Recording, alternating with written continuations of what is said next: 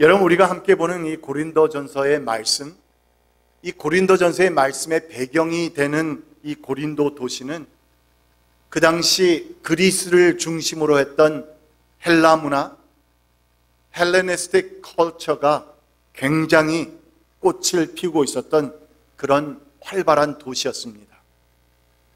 그래서 그 도시에 위치하고 있었던 이 고린도 교회, 영향을 받았을까요? 받지 않았을까요? 당연히 영향을 상당히 많이 받았습니다. 바로 이 같은 배경 가운데서 바울이 고린도 교인들에게 주고 있는 이 말씀을 우리가 생각하게 되면 좀 더 새로운 각도에서, 새로운 관점에서 이 말씀을 바라볼 수 있습니다. 18절 말씀입니다. 십자가의 말씀이 멸망할 자들에게는 어리석은 것이지만 구원을 받는 사람인 우리에게는 하나님의 능력입니다. 십자가의 말씀이 멸망할 자들이라, 그리고 구원을 받는 사람이라.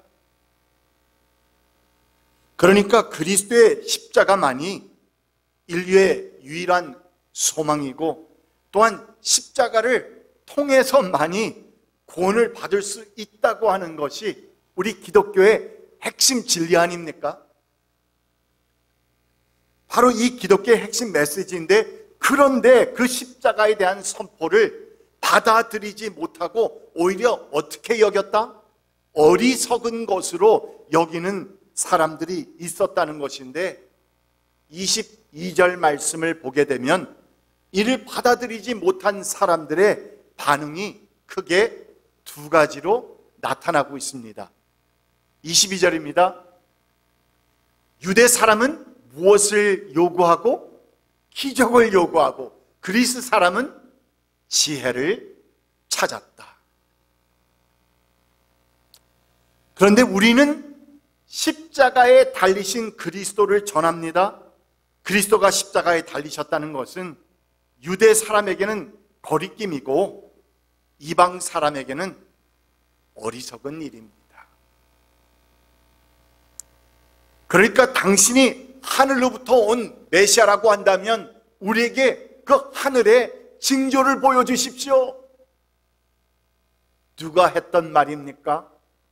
예수님께서 복음을 전하실 때에 이쪽 저쪽에서 놀라운 기적을 베푸시고 병자들을 고쳐주시고 그러면서 천국의 복음을 선포하셨는데, 아무리 들어봐도 이 랍비는, 이 젊은 랍비는 무엇인가 가지고 있는 것은 같은데, 그런데 확신할 수가 없는 것입니다. 그래서 유대인들이 무엇을 요구했느냐? 우리에게 당신이 하늘로서부터 왔다는 그 징조를 보여주십시오. 다시 말해 기적을 보여주십시오. 이렇게 초자연적인 기적을 요구하는 유대인들에게는 십자가에서 힘없이 죽어버린 유대 청년 예수의 이야기는 그들에게 관심거리가 되지 못했다는 것입니다. 아울러서 심오한 철학, 그리고 또한 깊은 지식만을 추구했던 그리스와 이방 사람들에게는 바울이 전하는 십자가의 복음 메시지는 너무나도 무식하고 천박한 소리로 들려온 것입니다. 특히 그리스 신화에 등장하는 강한 신들을 섬기면서 막강한 힘을 절대 가치로 여겼던 로마 사람들, 이 로마인들에게는 힘없이 나무에 매달린 채 죽어버린 그 예수라는 청년, 거기에서 그 사람들은 그 어떤 굿뉴스나 복음을 찾아낼 수 없었다는 것입니다. 그래서 바울은 말할 때에 구원을 받는 우리에게는, 그러니까 하나님의 귀하신 은혜가 임하여서 우리의 영적인 눈이 열려서 이 유대 사람들은 기적을 요구하고 그리스 사람은 지식, 지혜를 추구하는 그런 것 때문에 모든 것이 가려져서 보이지 않는 메시아가 우리에게는 보였다는 말입니다. 그래서 구원을 받는 우리에게는 그것이 하나님의 능력이 되어서 죽음에서 사망으로 옮겨지는 놀라운 하나님의 권세를, 능력을 우리는 체험하지만, 그러나 십자가의 도가 멸망하는 자들, 그것을 받아들일 수 없는 사람들, 이들에게는 어리석은 것이라고 아주 신랄하게 지적하는 것입니다. 그런데 여러분, 문제는 무엇이었느냐? 고린도 교회가 바로 이 같은 헬라 문화의 영향을 많이 받고 있었다는 것인데, 새로운 철학들을 끊임없이 추구하고 아주 다양한 학파와 토론 문화를 즐기면서 길거리에서도 서로 토론하고 논쟁하고, 그러면서 지식 쌓는 것을 가장 중요하게 여겼던 이 헬라인들처럼 고린도 교회 역시 그 같은 영향을 적지 않게 받아서 교회 안에서까지 일어난 일들이 뭡니까? 바로 그것이 바울파, 아볼로파, 게바파, 그리스도파 하면서, 우리는 생각할 때 바울의 가르침이 가장 최고였어. 지금 뭘 말하는 겁니까? 지식을 말하는 겁니다. 지혜를 말하는 것이고 자기들의 학파를 말하는 겁니다. 바울파라는 겁니다. 그랬더니 그 다음에 와서 가르쳤던 정말 훌륭한 그 선생님 아볼로를 가르치면서 우리는 아볼로파야. 그가 가르친 가르침이 훨씬 더 좋아. 이같이 그 영향을 받은 고린도 교인들이 무엇인가 고상하고 수준 높은 그 지식을 끊임없이 찾아서 자랑하고 싶다는 이 잘못된 열정 때문에 고린도 교회가 아주 심각한 문제를 안게 되었다는 것입니다. 이것이 고린도 교회의 현 상태였습니다. 내가 얼마나 많이 아는가 하는 것이 가장 중요한 가치가 되어버린 것입니다.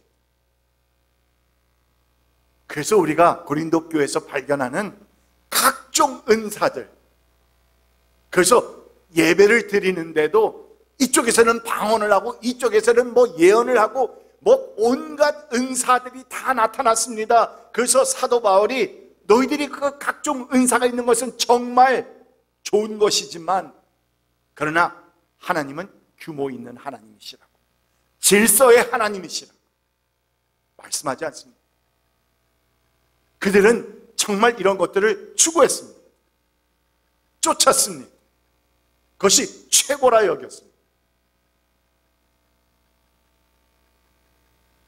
그래서 우리가 보면 이 같은 고린도 교회를 보면서 우리는 우리 자신 속에서 오늘날의 교회들 가운데서 이런 모습들이, 잔재의 모습들이 남아있지 않는가 하는 질문을 던져보면서 우리를 살펴보는 것입니다.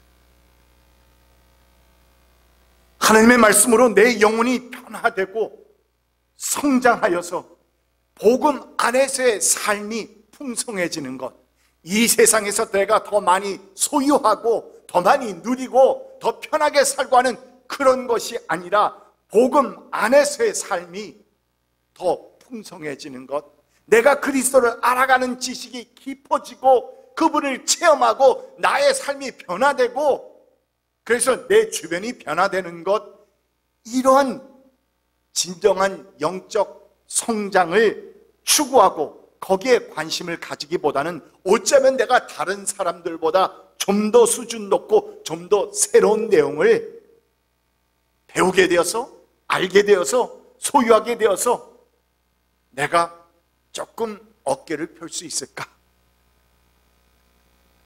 하는 그 같은 잘못된 관심들에 초점을 맞추고 있는 그런 모습들이 오늘날의 교회에도 많이 보이지 않습니다.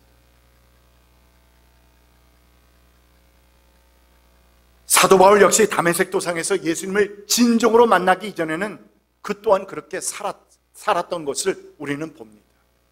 그리고 그 같은 생각이 복음을 전하기 위해서 고린도 교회, 이 고린도 지역에 오기 바로 직전까지도 사도 바울에게서 그 모든 것이 다 없어진 것이 아니었다는 것입니다. 당대 최고의 지성으로 여겼던 그 가말리엘 문화생이었던 이 사도 바울, 고린도 도시에 오기 전에 어디에서 복음을 전했습니까? 아테네입니다. 그 아테네라고 하는 것은 헬라 문화가 최고 극치를 이루던 그곳입니다. 그곳에서 철학과 지식을 숭배하는 아테네에서 복음을 전할 때에 바울이 생각할 때, 가만히 있어봐, 내가 하버드에서 배운 그 지식과 철학과 모든 새로운 학파들을 만약에 총동원해서 그것을 사용해서 복음을 전하게 되면 그러면 훨씬 더 효과적이지 않을까? 이렇게 생각을 하면서 그가 시행을 했는데 그 결과가 어땠습니까? 좋았습니까? 아니죠. Total failure. 완전 실패였습니다. 너무나도 실망스러운 결과였습니다. 이에 깊은 깨달음을 얻게 된 바울이 고린도 교인들에게 그런 고백을 남긴 것입니다. 물론 우리가 다음에 볼 말씀이지만 2장 1절 말씀을 한번 볼까요? 형제자매 여러분, 내가 여러분에게로 가서 하나님의 비밀을 전할 때에 훌륭한 말이나 지혜로 하지 않았습니다. 지금 저건 고백입니다. 그러니까 아테네에서 그렇게 해보았는데 되지 않은 거예요. 깊이 깨달은 것입니다. 2절입니다. 나는 여러분 가운데서 예수 그리스도, 곧 십자가에 달리신 그분밖에는 아무것도 알지 않기로 작정하였습니다. 할렐루야. 그러니까 바로 직전에 아테네에서, 그 지식의 도시 아테네에서, 철학의 도시 아테네에서 자신의 지식과 철학과 모든 것을 다 총동원해서, 그 배경을 총동원해서 복음을 전해 보았는데 먹히지 않더라는 것입니다.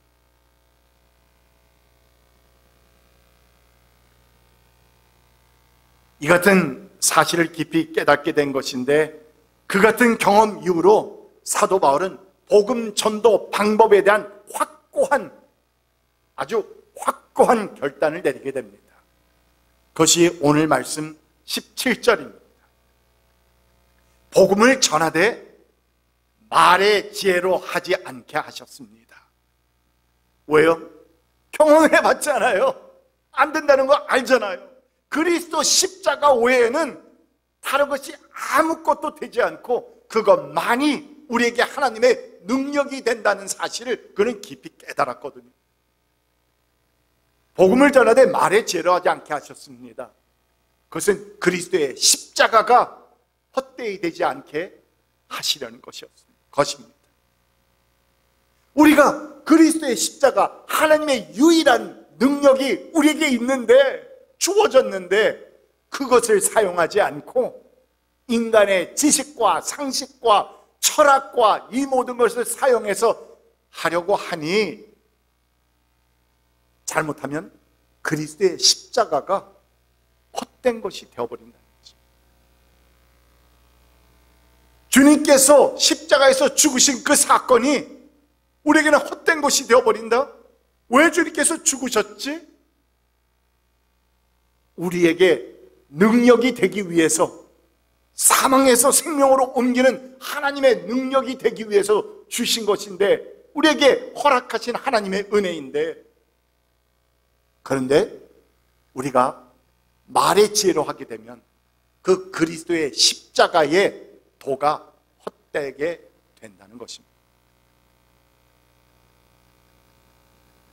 그래서 바울은 십자가 외에는 이제부터는 다른 것을 알고 싶지도 말하고 싶지도 않다는 것이고, 더 이상 인간적인 지혜나 지성에서 나온 자랑들을 나는 더 이상 늘어놓지 않겠다는 것이고, 또한 비록 사람들로부터 무식한 사람이네, 그것밖에 몰라, 이건 몰라 하는 그런 말을 듣는다 할지라도 조금도 개의치 않고 십자가에 도 만천하겠다고 하는 아주 굳은 결단을 사도 바울은 한 것입니다. 여러분, 이 같은 사도 바울의 고백과 선포는 오늘날 교회가 세상에 줄 수 있는 것이 하나밖에 없는데, 그것은 바로 그리스도의 십자가입니다. 개역개정에서는 십자가의 도라고 했는데, 오늘 말씀에서는 십자가의 말씀 또는 십자가의 가르침, 또는 저는 그것을 십자가의 은혜라고 부르겠습니다. 그렇다면 우리의 모든 신앙의 행위는 어디로부터 출발해야 한다? 바로 십자가입니다. 십자가, 거기에서 예수님이 죽으셨고, 그리고 십자가, 바로 거기에서 부활하셨습니다. 이것이 복음 메시지의 핵심입니다. 그리고 우리가 어디에서 힘을 얻느냐? 어디에서 지혜를 얻느냐? 어디에서 복음의 파워를 얻느냐? 바로 십자가입니다. 다른 데 있지 않다는 것입니다. 이런 것 저런 것 다 해볼 수 있지만 그것은 다 도움인 것이지 그것이 에센스, 핵심이 아닙니다.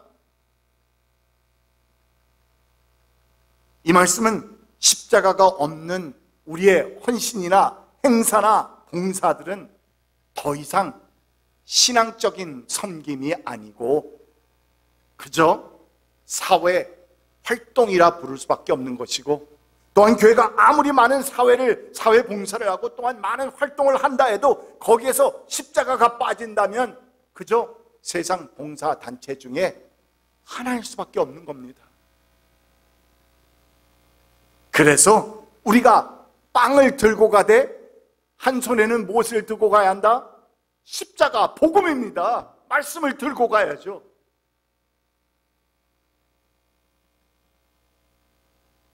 여러분, 우리가 무슨 일을 하든지 십자가로부터 흘러나와서 십자가의 은혜에서 출발해야 한다는 이 귀한 깨달음을 우리가 기억하면서 오늘 본문 25절 말씀을 다시 한번 제가 읽어봅니다. 하나님의 어리석음이 사람의 지혜보다 더 지혜롭고 하나님의 약함이 사람의 강함보다 더 강합니다. 정말 진리 중에 진리의 말씀, 이 십자가의 복음 외에는 우리에게는 세상에 줄 것이 없다라는 사실을 깊이 마음에 새기는 가운데서 우리의 삶에 정말 엄청난 변화가 있기를 주의 이름으로 축원드립니다. 기도합시다.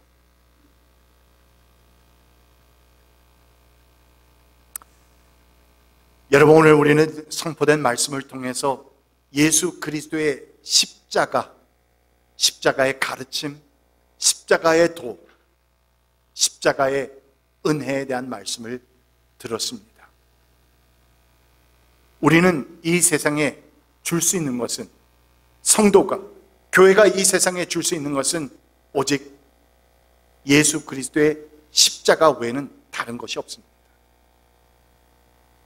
그렇다면 여러분, 나의 신앙생활 중심에 예수 그리스도의 십자가에 대한 비밀이 나에게 있습니까?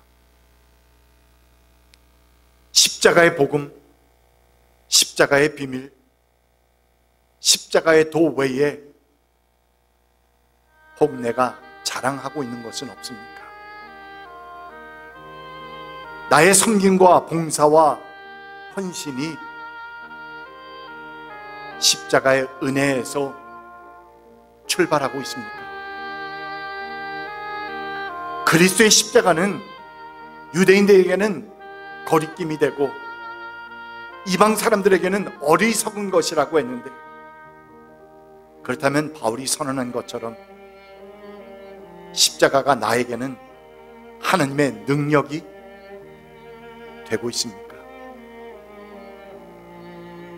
이 사순절 기간 동안 그 십자가의 능력과 십자가의 은혜를 회복하기 위해서 나는 무엇을 하겠습니까? 우리 같은 기도 제목을 가지고 이 시간 주님 앞에 우리가 통성으로 한번 기도합시다.